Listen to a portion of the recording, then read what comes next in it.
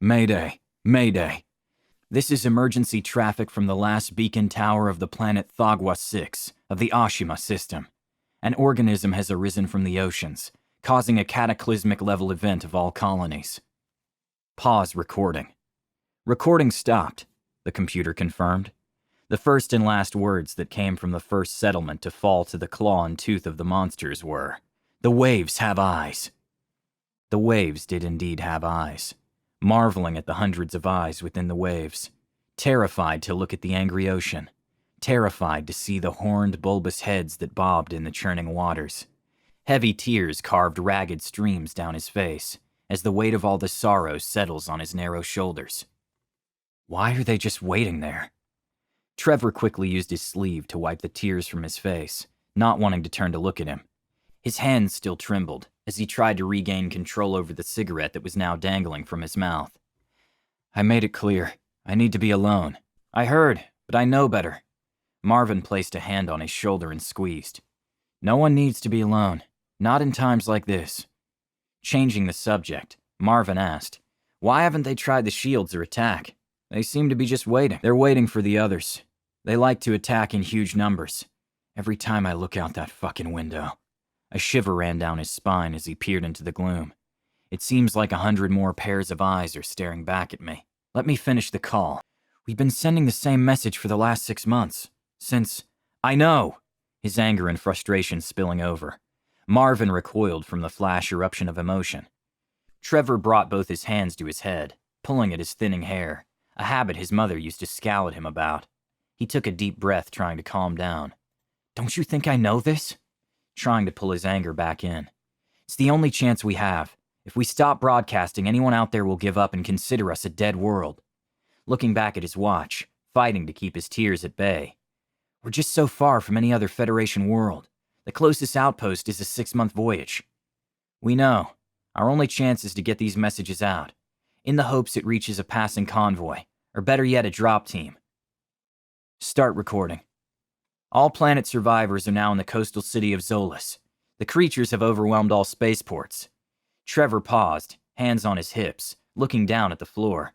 He had to take a second to compose himself while taking a glance at Melvin, who was sitting down at the table with his hands clasped together between his knees. There are only 6,500 of us left. We're requesting assistance and evacuation. The seasonal storm off the coast is the only thing that is keeping them at bay. We are gearing up for our last stand. Making a session of keystrokes, an image of the creature appeared on the screen. I am sending all updated information we have on the creatures, in the hopes this will help you better prepare. Please, don't give up on us. Send message. Message sent, the computer confirmed. Trevor kneeled next to Marvin, wiping the tears from his face. Go try to get some sleep. I'll keep watch. I won't be able to sleep. I want to keep you company. A frail smile struggled to make it across his face, moving his hand to Marvin's thigh, giving him a squeeze. Marvin unfolded his hand and cupped Trevor's face, smiling back at him. There was nothing else to be said between the two. Exhaustion took the two men within minutes, as the storm continued to rage. Wake up! Terror had a firm grip on Marvin's arm as he glared out the window. The storm is breaking up. They're testing the coastal shields. Damn it! Trevor was instantly awake and bounded towards Marvin. How long were we out? Just 4 hours. The sun is coming up. I've made the call to command and made them aware. The morning was gloomy with a thick fog that swirled around the beachhead, making it impossible to see the creatures. Are the shields holding up? No major hits yet. Seems like they're probing us, though. 100%. So far, no breaches. Roger that. Why aren't we bombarding them?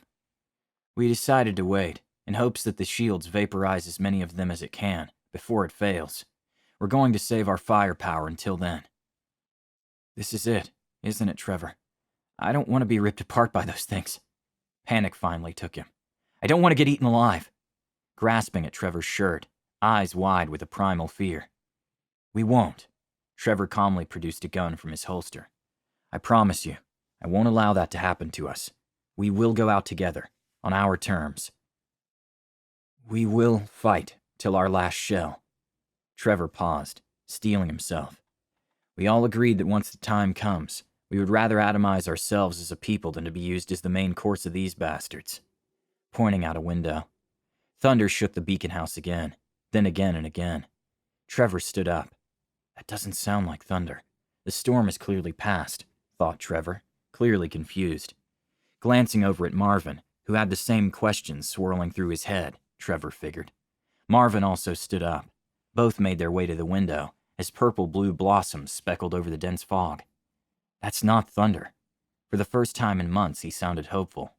Those sound like subatmospheric reemergence booms. Incoming message. Accept transmission. Connection established. This is Asukari from the 13th Company. We've heard your call. We will assist with the evacuation and protection of your 65,000 souls.